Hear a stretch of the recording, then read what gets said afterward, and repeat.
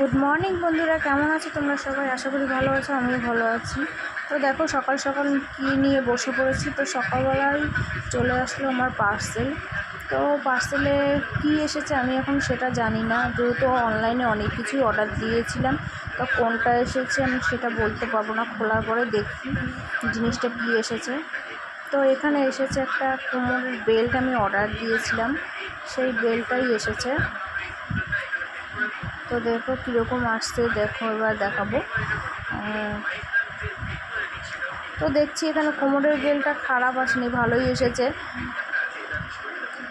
যেহেতু আমি যত দিন যাচ্ছে দিনে দিন পেটে চর্বিটা বেড়ে যাচ্ছে, হাঁটছি, খাওয়া দাওয়া কন্ট্রোল করছি, সব কিছুই মেনটেন করছি।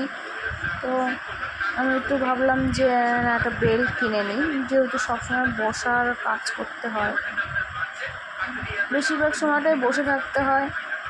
তার জন্য ভাবলাম যে একটা বেল্টই কিনে নিই। তো দেখতেই পাচ্ছ বেল্টটা খুবই সুন্দর এসেছে।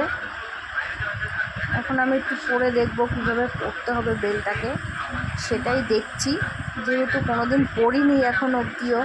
তো প্রথমে দেখব কীভাবে পরতে হবে এটাকে। তো এই বেল্টটা পরার কারণে পেটটা অনেকটা তোমার টাইট থাকে,